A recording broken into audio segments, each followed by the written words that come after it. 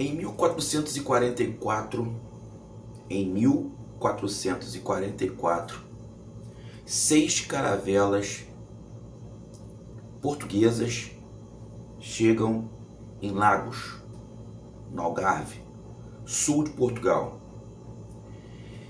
E essas 6 caravelas traziam novidades.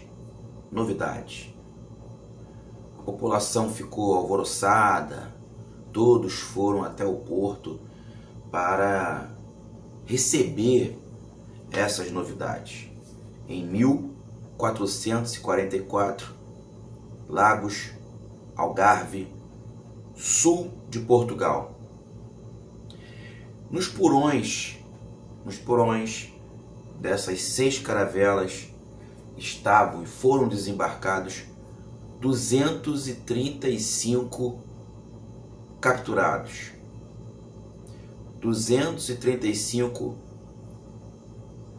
negros. 235 pessoas que foram escravizadas durante uma expedição portuguesa à costa da Guiné.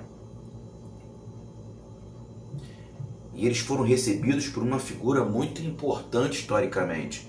O nome dele é reverenciado como uma avenida muito importante aqui no Rio de Janeiro, que liga o centro da cidade à zona sul do Rio de Janeiro.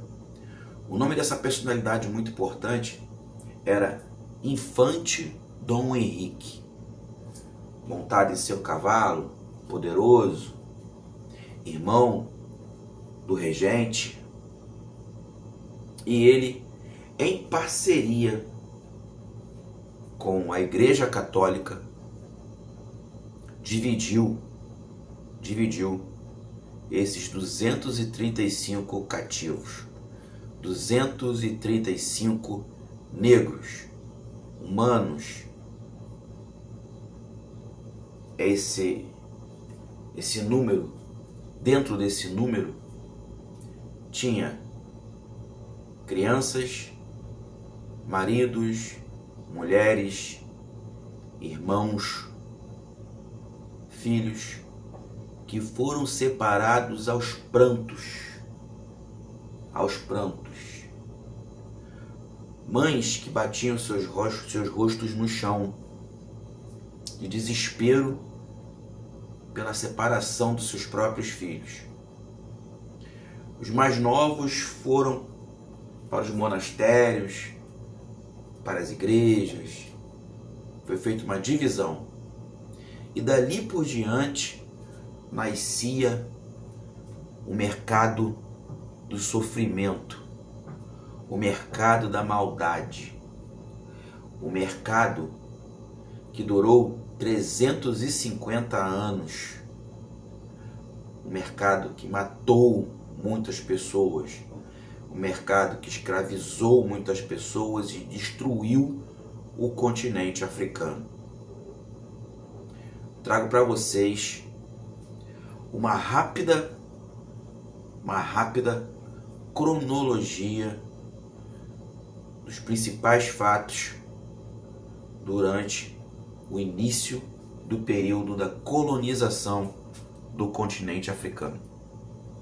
Algumas datas. Farei algumas analogias durante o desenvolvimento dessas poucas datas, porque é bem mais do que isso. Estudar a África e o período colonial, o período de maldade dos portugueses, dos europeus, em parceria com a Igreja Católica no continente africano, estudar todo esse desenvolvimento é triste.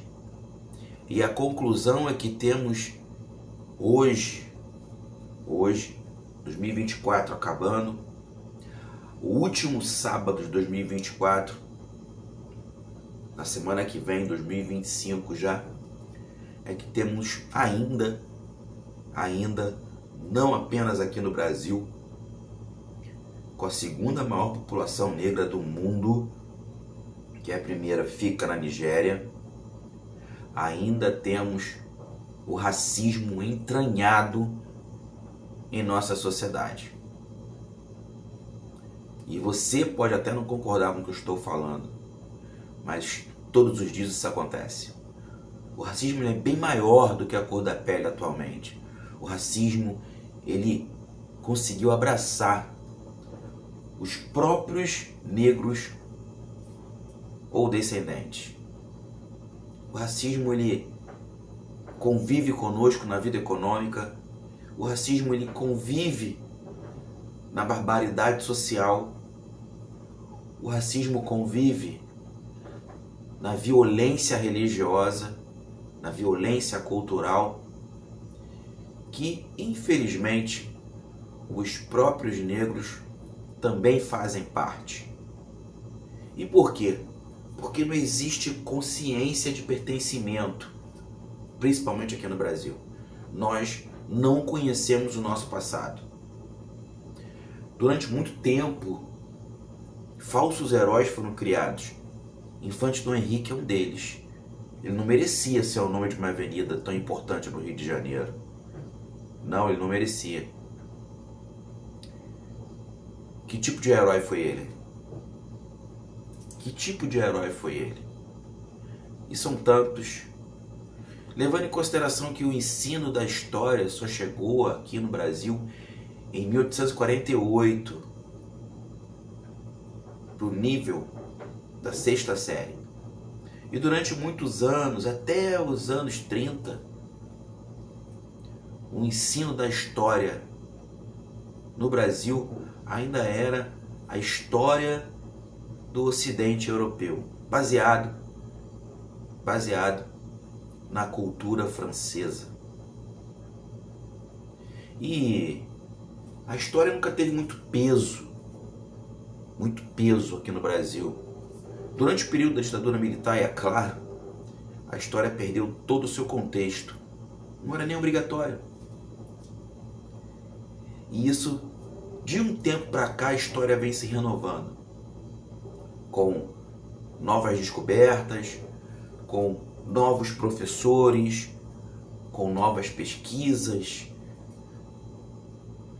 Ou seja, tentando mostrar, ainda de maneira muito lenta, a nossa sociedade que pouco temos ciência de tudo que aconteceu com os nossos ancestrais e as consequências que isso produziu à nossa vida contemporânea.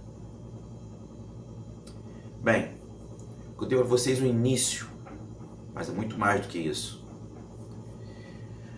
Pensa bem nesses números que eu vou te falar.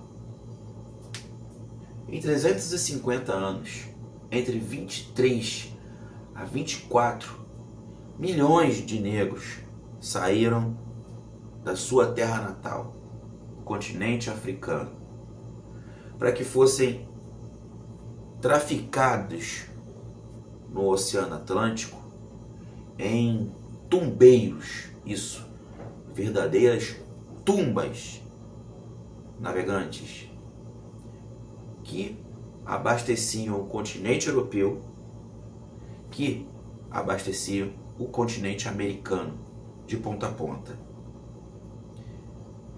23 a 24 milhões de pessoas. O índice de mortalidade era tão alto e tão cruel, que a quantidade de tubarões no Oceano Atlântico aumentou. Os tubarões seguiam os navios, os tumbeiros, pela quantidade de pessoas que eram jogadas ao mar. Ou seja, muitas pessoas simplesmente não chegaram aos locais onde deveriam chegar. Então, entre 23 e 24 milhões de pessoas foram traficadas em 350 anos. Uma média de 12 milhões de pessoas simplesmente morreram ainda no trajeto. Muitos ainda no continente africano, presos nos pombos. Eram vários pombos espalhados no continente africano que concentravam os escravos para que só depois eles fossem embarcados. Eles morreram de febre amarela, eles morreram de banzo, uma depressão. Eles simplesmente se matavam, por isso os navios tinham uma proteção, uma tela em volta, para evitar que eles se jogassem ao mar. Eles morriam doentes, com fome, simplesmente em cima de outros corpos já em decomposição.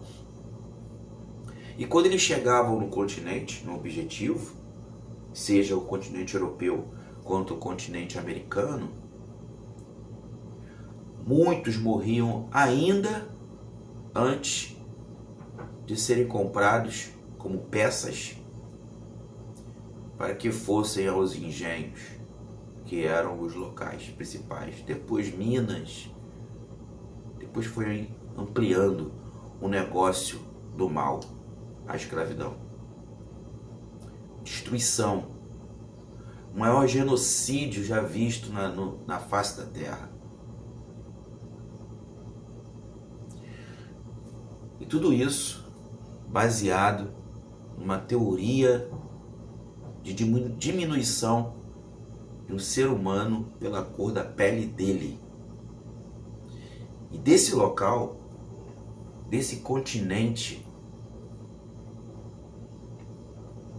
que foi totalmente destruído e até hoje enfrenta sérias dificuldades políticas na sua organização política, na sua organização social, um continente rico em recursos naturais, riquíssimo, muito explorado até hoje.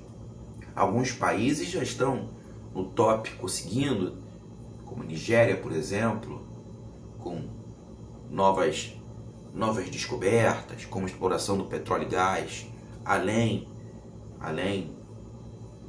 das pedras preciosas. Mas é difícil.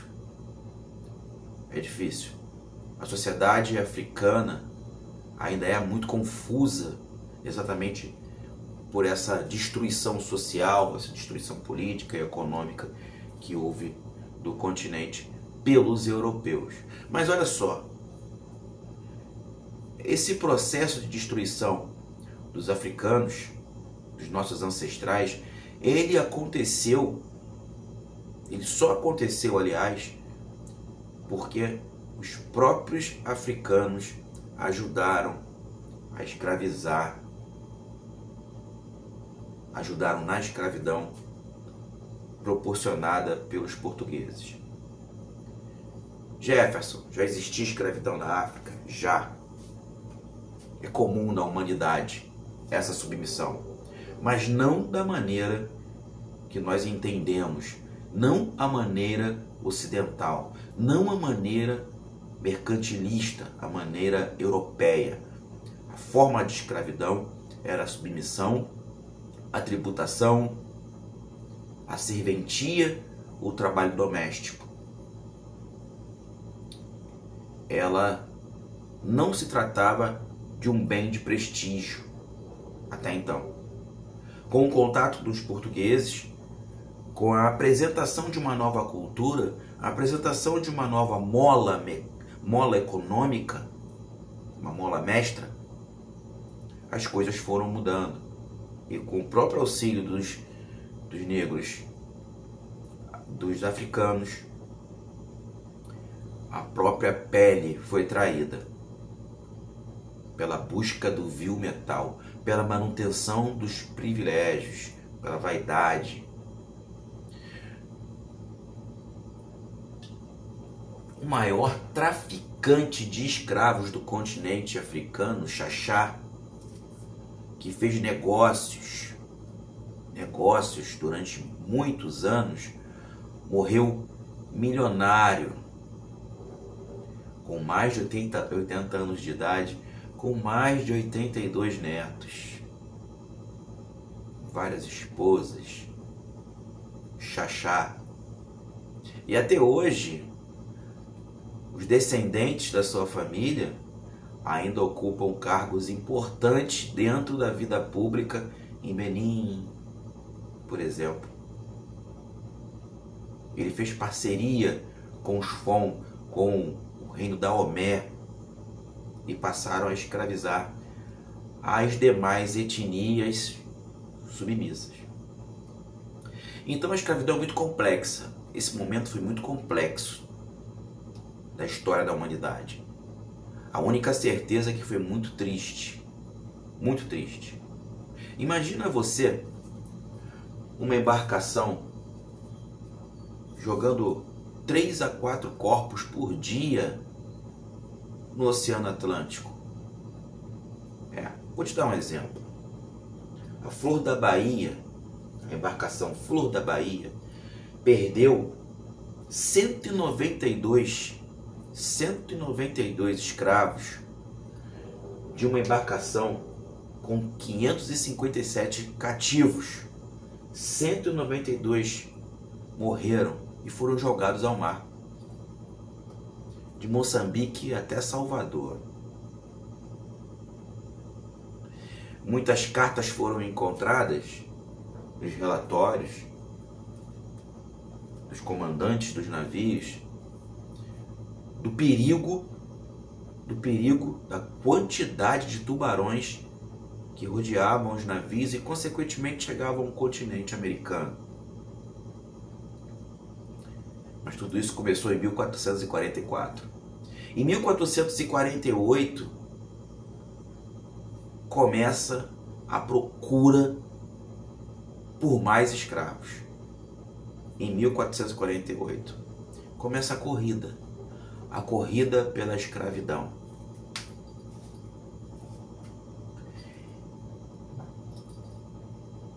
Em 1453, a tomada pelos turco-otomanos de Constantinopla. Constantinopla foi tomada em 1453 pelos turco-otomanos.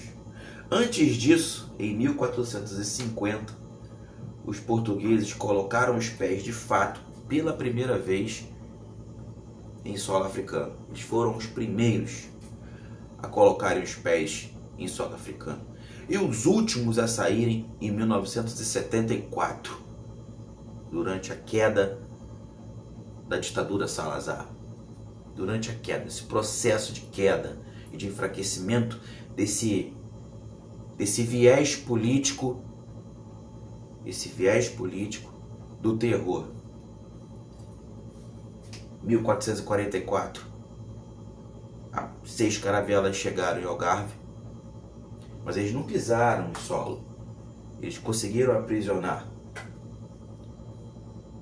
os africanos numa embarcação na costa da Guiné, a famosa Costa do Ouro, mais conhecida.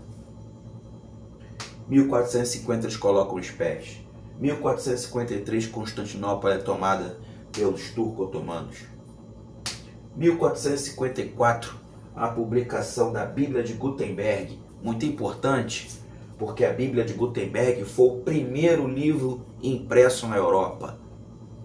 O livro do poder. O livro que dava poder. O livro que dava o direito da pessoa de falar a outra pessoa que ele tinha razão, que a fé dele era única e as demais não tinham a mínima importância. Todos aqueles que não seguissem essa suposta fé eram simplesmente pessoas que não mereciam a dignidade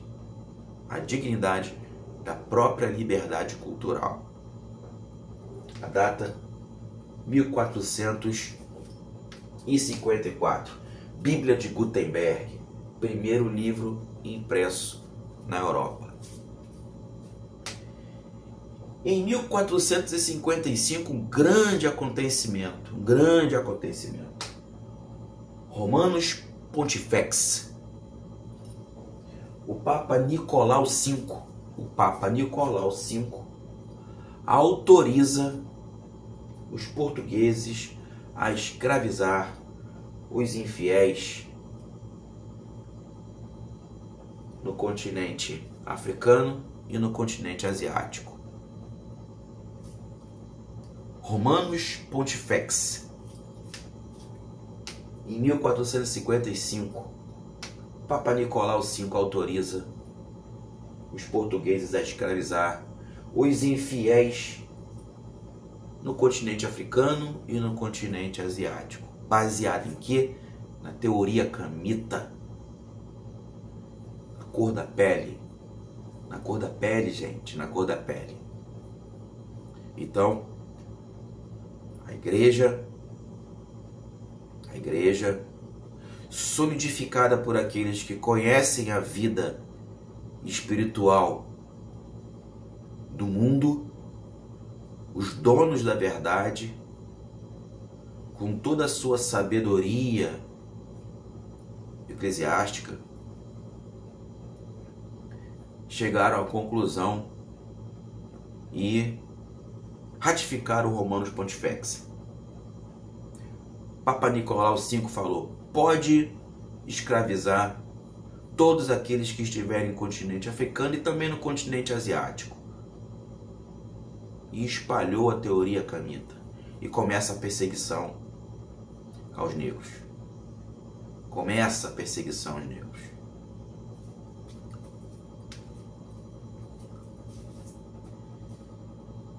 Em 1456, os portugueses chegam ao arquipélago de Cabo Verde.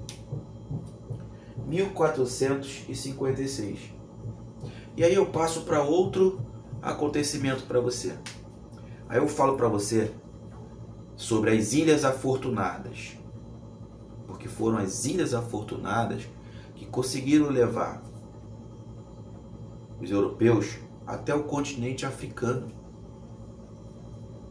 Sim, porque, por exemplo, era uma distância de 100 quilômetros até o continente africano das Ilhas Afortunadas. Ilha de São Tomé, Ilha da Madeira e Ilhas Canárias.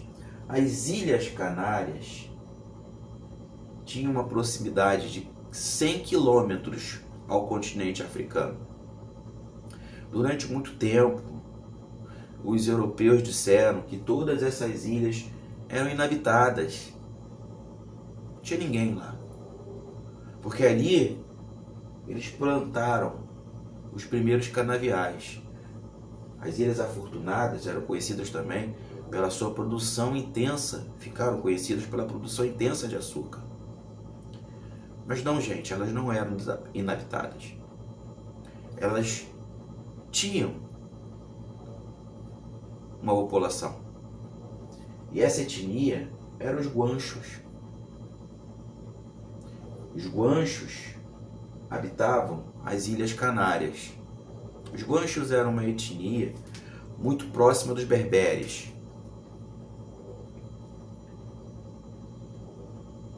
E sabe o que aconteceu com essa etnia, com os guanchos próximos dos berberes? Eles foram dizimados. Não sobrou um guancho. Pensa nesse absurdo. Não sobrou um guancho. Eles foram todos dizimados pelos europeus. Isso é um absurdo, isso é mais do que um absurdo. Você está na sua terra, numa sociedade organizada, numa sociedade que se comunicava com o continente, porque a proximidade era bem pequena, 100 quilômetros, que tinha sua própria cultura, seu próprio desenvolvimento econômico, que não existia desigualdade social, porque era uma comuna. Aí chega, de repente, um povo que você nunca viu, com um potencial muito grande, sob o conceito armamentista, toma o local onde você vive com as suas famílias, te obriga a trabalhar, impõe a plantação de açúcar e simplesmente dizima mata toda a tua etnia. Não sobra ninguém. Isso que aconteceu. As Ilhas Afortunadas. E elas tiveram muita importância para os europeus, porque delas aconteceram o interesse e a direção para chegar no continente americano. Próxima data. Então eu disse que em 1456 os portugueses chegaram ao arquipélago de Cabo Verde. E aí fiz uma relação com as Ilhas Afortunadas. Em 1488, Bartolomeu Dias cruza o Cabo da Boa Esperança.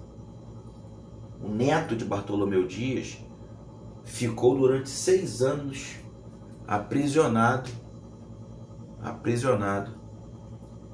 na África Central, tentando negociar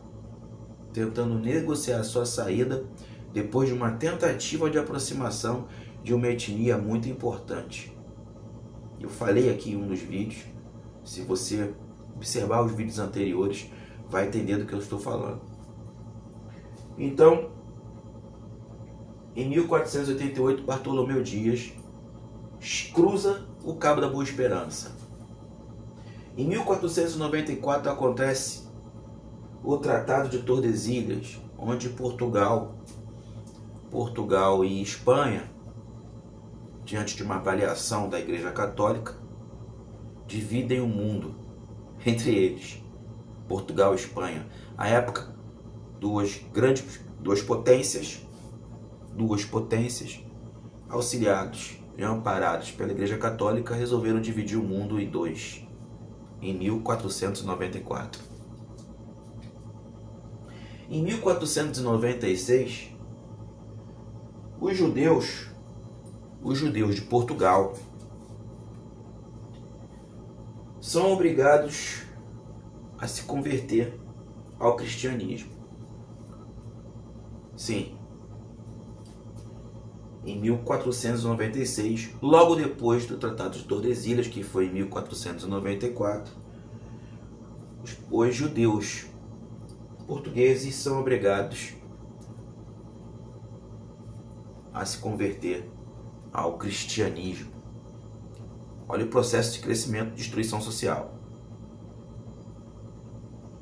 Engraçado que eu vejo muita gente atualmente, tamanha a ignorância, tamanha a falta de conhecimento histórico e, consequentemente, a falta de conhecimento, né, entre as etnias e as religiosidades que cabem dentro dessas etnias, né? Muita gente confunde atualmente o cristianismo com o judaísmo, inclusive utilizam símbolos que são tradicionalmente utilizados pelos judeus, né, fazendo uma comparação entre as duas religiões. Sim, elas são abraâmicas, sim, elas são monoteístas, assim também como o islamismo. Entretanto, nada tem a ver uma coisa com a outra, né? Cada um com o seu método de divindade, com os seus símbolos, e, enfim, chegamos hoje em 2024 com as pessoas misturando, né, as liturgias, misturando algo que os próprios judeus não entendem, né? Tamanha a ignorância que foi crescendo, a estupidez que foi crescendo pela falta de conhecimento histórico que temos e que tivemos durante muito tempo. Voltando ao nosso papo aqui. Em 1498, a esquadra Vasco da Gama chega à Índia. Em 1498, a esquadra Vasco da Gama chega à Índia.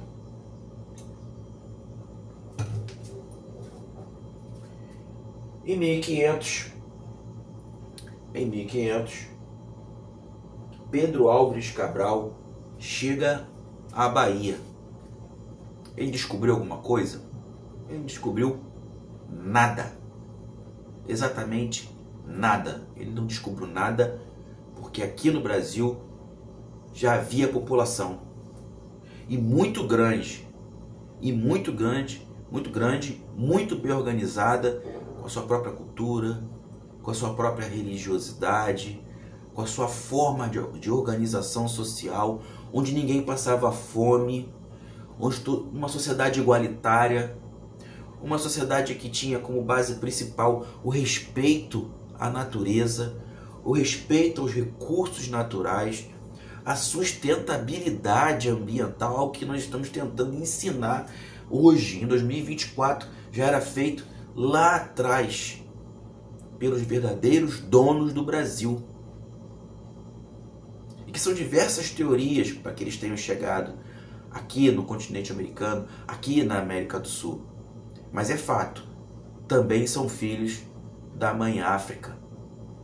Também são filhos da mãe África. Tudo começou lá pelo Estreito de Bab el-Mandeb, lá no continente africano, quando o Homo sapiens atravessou o Estreito de Bab el-Mandeb e ocupou inicialmente a Península Arábica, subindo em direção à Europa, assim como saiu a primeira embarcação para conquistar outros continentes mais afastados.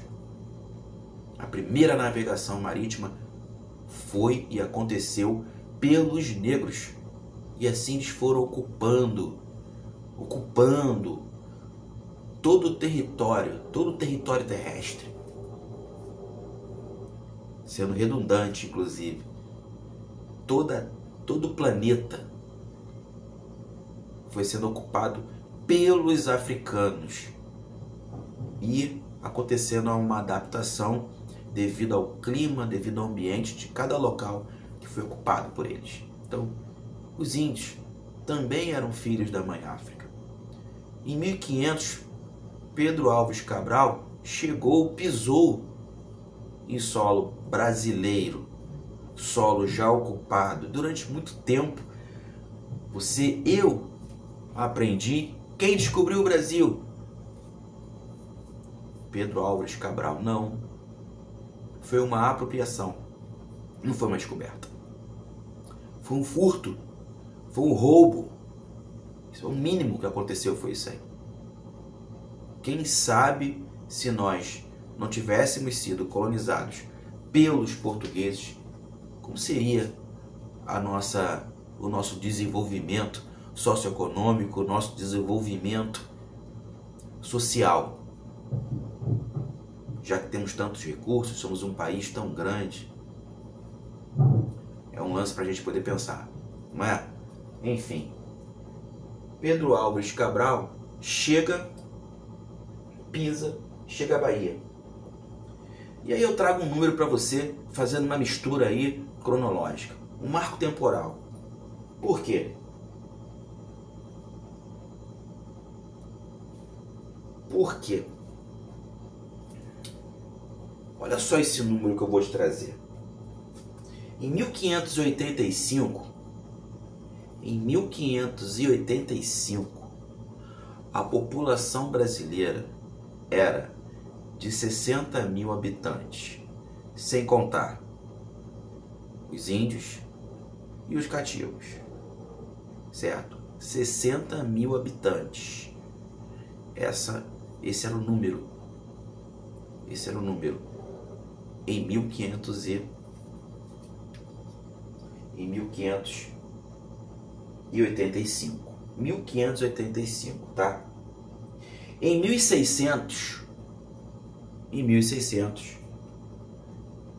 10 milhões de índios, esse foi o número encontrado, 10 milhões de índios habitavam o nosso Brasil varonil. Esse é um número encontrado nas anotações portuguesas. Em 1600, 10 milhões era um quinto da quantidade de índios que havia aqui no Brasil em 1500. É esse absurdo. Isso que você acabou de escutar.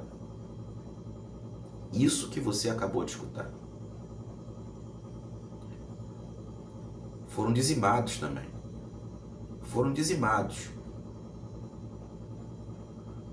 De forma grotesca pelos portugueses. Por falar em grotesco, a origem da palavra grotesca nasceu no século XV, quando estava sendo construído um porão, tá, de frente ao Coliseu. E quando eles nesse porão, para Nero, fizeram umas escavações e acharam algumas figuras que passaram a ser chamadas de grotescas. Assim também como na construção das termas de Tito. Então a palavra grotesco nasceu a partir daí. E durante essa época na Europa, no século XV, o grotesco era lindo. O grotesco era moda, devido exatamente às escavações em frente ao Coliseu, lá no porão de Nero, né, e também nas termas de Tito. Enfim, daí veio essa palavra que nós conhecemos hoje como grotesco.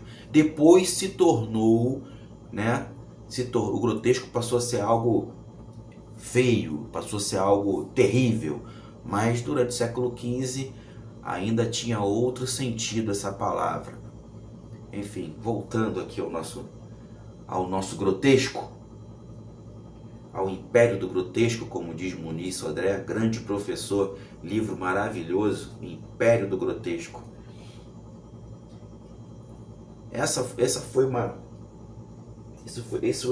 Esses são números grotescos. Números grotescos. Bem, a África então passa a ser um grande celeiro, passa a ser um grande local que abastecia o continente europeu de especiarias e abastecia o continente americano de escravos por causa da necessidade, que cada vez aumentava, de produção de açúcar e de outros itens que foram flexionando ao longo do tempo. A necessidade começou a aumentar, o mercantilismo cada vez mais forte, e a quantidade de negros foi cada vez aumentando. Dentro de toda essa cronologia, nós temos que entender o seguinte: o local de onde mais saíram negros para o continente africano foi o Congo. O Congo, o primeiro grande reino ali ali na África Central, certo? Que depois o próprio Congo, como tinha vários outros reinos que tributavam ao Congo, então o Meni-Congo começou a perder espaço e foram nascendo outros reinos. Angola, foram se separando devido exatamente à explosão da escravidão, à explosão de europeus dentro do continente africano. Então, em 1575, o Congo perde autonomia para os portugueses. E aí os próprios reis do Congo passaram a ter nomes católicos, como por exemplo, Rei Afonso. Foi um dos principais nessa transição. Então você percebe que ao longo do tempo, toda essa cronologia que nós fomos falando aqui, elas foram se encaixando, porque, por exemplo, a primeira fortaleza portuguesa foi levantada em 1492, exatamente na Costa do Ouro, na costa da Guiné, São Jorge de Mina, que depois ficou chamado de Elmina e depois apenas Mina, em 1492, certo? Em 1492, a primeira fortaleza portuguesa foi levantada em solo africano, São Jorge de Mina, ou Elmina, ou simplesmente Mina. Mas também em 1492, Cristóvão Colombo chega à América, certo? E por que Cristóvão Colombo chega à América? Por causa das Ilhas Afortunadas. Entendeu bem como tem tudo uma grande relação? Toda essa relação de exploração dos europeus no continente africano, ela tem uma relação muito grande. A busca pelo mercantilismo, o capitalismo começando a tomar fôlego, né? começando a se espalhar, a exploração. Então, a África começa a sustentar todo o continente europeu e todo o continente americano com especiarias, com o marfim. Quem dominava o comércio de marfim na Europa era Portugal. Por quê? Porque Portugal já tinha acordos no Congo, principalmente com os Vili. Os Vili, a etnia que dominava o reino Loango, os maiores caçadores de elefantes e, consequentemente, a extração de marfim. Em 1492 em 1492 e em 1493, certo? Diogo Cão já navegava a Baía de Cabinda. E aí tudo foi acontecendo. Esse contato com os africanos, né? Esse contato muito próximo com o reino do Congo, e como o reino do Congo dominava os demais reinos, né? É claro que ele não ia escravizar a própria etnia, ele passou a oferecer às etnias dominadas nessa escravidão, nessa tentativa de manutenção de privilégio. E aí foi abastecendo o continente europeu. Aí outros europeus foram chegando, os holandeses, os ingleses, né? E fracionando e dividindo o continente africano como se não fosse nada. Nessa necessidade de manutenção capitalista, nessa necessidade de manutenção mercantilista. E tudo isso ocasionou na exploração cada vez maior do continente africano e aumentando potencialmente o racismo nas artérias europeias, nas artérias ocidentais. Bem, hoje o nosso vídeo foi apenas um bate-papo cronológico, não muito profundo, mas com alguns detalhes, alguns desenvolvimentos, porque em 2025, no primeiro vídeo de 2025, aqui no canal Papo de Arous, a gente já vai começar a falar de mais algumas etnias que estavam faltando até chegar no panafricanismo. Então, ainda temos um bom caminho pela frente. A gente começa a flexionar datas, vou trazer outras datas, flexionar outros números para a gente começar a caminhar para o panafricanismo, mas ainda falta um pouquinho. Portanto, feliz ano novo para você.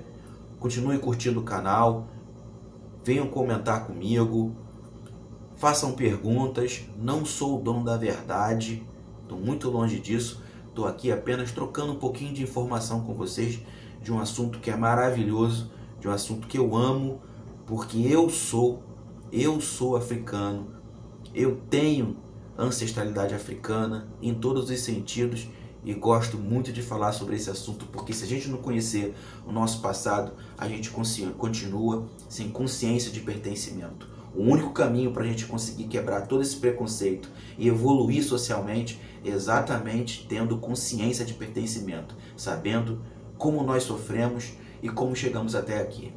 Jefferson Arous, um barco remando contra a maré.